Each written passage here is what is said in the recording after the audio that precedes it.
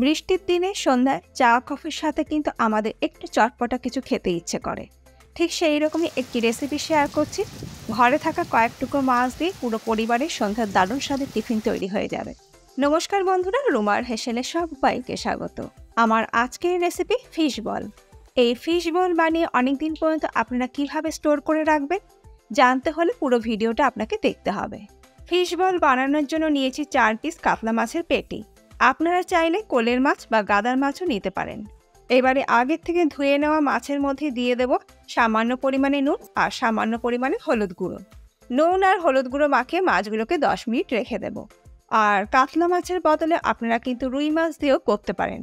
10 minute পর নুন হলুদ মাখিয়ে রাখা মাছগুলো আমি কড়াইয়ের মধ্যে দিয়ে দিচ্ছি। আর তার মধ্যে দিয়ে দেব হাফ কাপ পরিমাণে জল। গ্যাসের ফ্লেম মিডিয়ামে করে দিয়ে ঢাকা দিয়ে মিনিট 6-7 সময় ধরে মাছের পিসগুলোকে আমি সেদ্ধ করে নেব। খুব বেশিক্ষণ ধরে কিন্তু সেদ্ধ করার দরকার নেই। এক পিঠ সেদ্ধ হয়ে গেছে, অপর পিঠ আমি উল্টে দিচ্ছি। গ্যাসের ফ্লেমটাকে আমি মিডিয়ামে রেখেছি। রুই মাছ বা কাতলা মাছ সেদ্ধ হতে কিন্তু খুব বেশি সময় লাগে না। আর যে জলটা আমি দিয়েছিলাম সম্পূর্ণ জলটাই কিন্তু আমি শুকিয়ে নিয়েছি। মাছ সেদ্ধ হয়ে গেছে, গ্যাসের ফ্লেম আমি বন্ধ করে দিলাম। এবারে সেদ্ধ করে নেওয়া মাছগুলো আমি একটা প্লেটের মধ্যে ঢেলে নিয়ে ঠান্ডা করে নেব। বেশ কিছুক্ষণ পর মাছগুলো যখন পুরোপুরি ঠান্ডা হয়ে গেছে, এবার এই মাছগুলো থেকে আমি কাঁটা বেছে নেব। আর যেহেতু আমি পেটির মাছ নিয়েছি, সেই কারণে মাছের কাঁটা বাছাও খুবই সুবিধা। সমস্ত মাছের থেকে আমার কাঁটা বেছে নেওয়া হয়ে গেছে। কড়াইতে দিয়ে দিচ্ছি 2 টেবিল স্পুন সর্ষের তেল। তেল ভালো মতন গরম হয়ে গেলে এর মধ্যে দিয়ে দেবো 2টি মিহি করে কুচিয়ে নেওয়া পেঁয়াজ। এবার মিডিয়াম ফ্লেমে মিনিট 2-3 সময় ধরে পেঁয়াজটাকে ভালো করে ভেজে নেব। পেঁয়াজ হালকা করে ভেজে নেওয়া হয়ে গেলে এর মধ্যে দিয়ে দেবো 1 টিস্পুন আদা বাটা, রসুন বাটা আমি দিয়ে দিলাম 1 টিস্পুন, আর কাঁচা লঙ্কা বাটাও আমি দিলাম 1 টিস্পুন। এবার মিডিয়াম ফ্লেমে সব কিছু একসাথে ভালো করে কষিয়ে নেব মিনিট 4-5 সময় ধরে। পেঁয়াজ, আদা, রসুন, কাঁচা লঙ্কা ভালো মতন কষিয়ে নেওয়া হয়ে গেলে এর মধ্যে দিয়ে দেবো 1/4 টিস্পুন হলুদ গুঁড়ো, কাশ্মীর রেড চিলি পাউডার আমি দিয়ে দিলাম 1/2 টিস্পুন, আর জিরে গুঁড়ো আমি দিয়ে দিলাম 1 টিস্পুন। এবার মিনিট 3 সময় ধরে সমস্ত মশলা ভালো করে কষিয়ে নেব, যাতে মশলার মধ্যে কোনো কাঁচা গন্ধ থেকে না যায়। মশলা ভালো মতন কষানো হয়ে গেলে এর মধ্যে দিয়ে দেবো আগের থেকে সেদ্ধ করে কাটা বেছে রাখা মাছগুলো। মাছটা দেবার পর সমস্ত মশলার সাথে মিনিট 4-5 সময় ধরে ভালো করে মিশিয়ে নেব। দিয়ে দিচ্ছি স্বাদ মতো নুন। নুন দিয়ে ভালো করে মিশিয়ে নেবার পর আমাদের ফিশ বলের পুর অলমোস্ট ডান।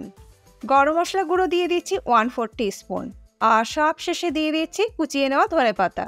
আর বাইন্ডিংয়ের জন্য আমি দিয়ে দিচ্ছি 2 table spoon bread crumb. Bread crumb যদি না থাকে সেক্ষেত্রে আপনারা 2 পিস স্লাইস ব্রেডও কিন্তু এর মধ্যে ছিঁড়ে নিয়ে ব্যবহার করতে পারেন। এবার এই সব কিছু একসাথে ভালো করে মিশিয়ে নিচ্ছি। আর দেখুন পুরটা কিন্তু আমার একদম শুকনো তৈরি হয়েছে, কড়াই থেকে কিন্তু ছেড়ে আসছে, এর মধ্যে কিন্তু কোনো জল জলে ভাব নেই। এইরকমই কিন্তু পুরটাকে তৈরি করে নিতে হবে। ফিশ বলের জন্য পুর আমার তৈরি হয়ে গেছে। গ্যাসের ফ্লেমটাকে আমি বন্ধ করে দিলাম। এবার এই পুরটাকে একটা প্লেটের মধ্যে ঢেলে নিয়ে আমি ঠান্ডা করে নেব। পুরটা ঠান্ডা হয়ে গেছে।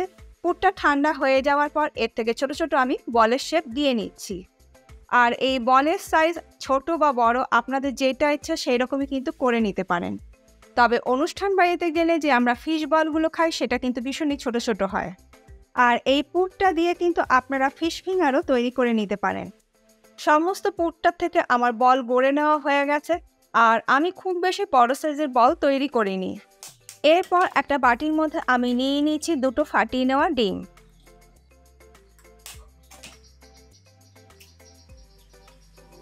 এই ডিমের মধ্যে আমি দিয়ে দিচ্ছি খুব সামান্য পরিমাণে একটু নুন আর সামান্য পরিমাণে গোলমরিচ গুঁড়ো। বা নুন আর গোলমরিচ গুঁড়ো দিয়ে ডিম দুটোকে ভালো করে ফেটিয়ে নেব। ডিম দুটো ভালো করে ফেটিয়ে নেওয়ার পর একটা পাত্রের মধ্যে আমি ঢেলে নিচ্ছি ব্রেড ক্রাম্ব। ব্রেড ক্রাম্বের পরিবর্তে আপনারা কিন্তু বিস্কুটের গুঁড়ো অবশ্যই ব্যবহার করতে পারেন। ব্রেড ক্রাম্বটাকে সিজনিং করার জন্য দিয়ে দিচ্ছি খুব সামান্য পরিমাণে নুন আর সামান্য পরিমাণে গোলমরিচ গুঁড়ো। সব কিছু আমি ভালো করে মিশিয়ে নিচ্ছি। এরপরে আমি সমস্ত ফিশ বলগুলোকে প্রথমে ব্রেড ক্রাম্ব দিয়ে কোট করে নেব। সমস্ত ফিশ বলগুলোকে প্রথমে ব্রেড ক্রাম্ব দিয়ে কোট করে নেবার পর একটা একটা করে ফিশ বল আমি ডিমের ব্যাটারে ডিপ করে নিয়ে ব্রেড ক্রাম্ব দিয়ে আরও একবার কোট করে নেব। এখানে আমি ব্রেড ক্রাম্ব দিয়ে ডবল কোট করছি। প্রথমে সমস্ত বলগুলোকে আমি ব্রেড ক্রাম্ব দিয়ে কোট করে নিয়েছি। তারপরে ডিমের ব্যাটারে ডিপ করে নিয়ে আরেকবার ব্রেড ক্রাম্ব দিয়ে কোট করে নিলাম। এখানে আমি ব্রেড ক্রাম্ব দিয়ে ডবল কোট করলাম। এইভাবে আপনারা ফিশ বল গড়ে নিয়ে আপনারা ডিপ ফ্রিজে 15 দিন পর্যন্ত কিন্তু স্টোর করে রেখে দিতে পারেন। তারপরে যখন ইচ্ছে হবে ডিপ ফ্রিজ থেকে বের করে নর্মাল টেম্পারেচারে এনে গরম গরম তেলে ভেজে এনজয় করতে পারেন। বাড়িতে কোনো গেস্ট এসে থাকলে তাদেরও কিন্তু চা কফির সাথে আপনারা সার্ভ করতে পারেন। সমস্ত ফিশ বল আমার কোট করে নেওয়া হয়ে গেছে। এখানে আমি সমস্ত ফিশ বলগুলো আজকে ফ্রাই করব না, কয়েকটা ফিশ বল আমি স্টোর করে রেখে দেব। তার জন্য আমি একটা গ্লাস কন্টেনার নিয়ে নিয়েছি, আর এই কন্টেনারের মধ্যে আমি একটা টিস্যু পেপার রেখে ফিশ বলগুলো রেখে দিচ্ছি। আর এই ফিশ বলগুলো কিন্তু অতি অবশ্যই ডিপ ফ্রিজেই স্টোর করতে হবে। ওপর থেকেও আরেকটা টিস্যু পেপার দিয়ে আমি কভার করে দিলাম। আর বাকি ফিশ বলগুলো এখন আমি ফ্রাই করব। ফিশ বলগুলো ভাজার জন্য কড়াইতে দিয়ে দিলাম বেশ পরিমাণ মতন সাদা তেল। গ্যাসের ফ্লেমটাকে হাইতে করে দিয়ে তেলটাকে প্রথমে ভালো করে গরম করে নেব। তেল গরম হয়ে গেলে একটা একটা করে বল আমি তেলের মধ্যে ছেড়ে দিচ্ছি। এবার গ্যাসের ফ্লেমটাকে মিডিয়ামে করে বলগুলোকে আমি উল্টে পাল্টে ভেজে নেব। হাই ফ্লেমে কিন্তু ভাজবেন না, হাই ফ্লেমে ভাজলে কিন্তু ওপরে কোটিংটা তাড়াতাড়ি পুড়ে যাবে। মিডিয়াম ফ্লেমে উল্টে পাল্টে আমাদের প্রথম ব্যাচের ফিশ বলগুলো ভেজে নেওয়া হয়ে গেছে। তুলে নিয়ে রেখে দিচ্ছি একটা কিচেন টিস্যুর ওপর, যাতে এক্সট্রা তেলটা টিস্যু পেপার অ্যাবজর্ব করে নেয়। সেম এই একইভাবে বাকি ফিশ বলগুলো আমি ভেজে নেব।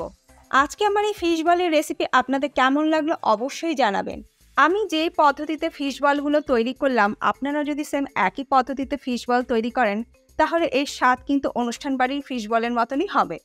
আজকে এই ফিশ বলগুলো আমি টমেটো কেচাপ আর কাসুন্দির সঙ্গে সার্ভ করছি।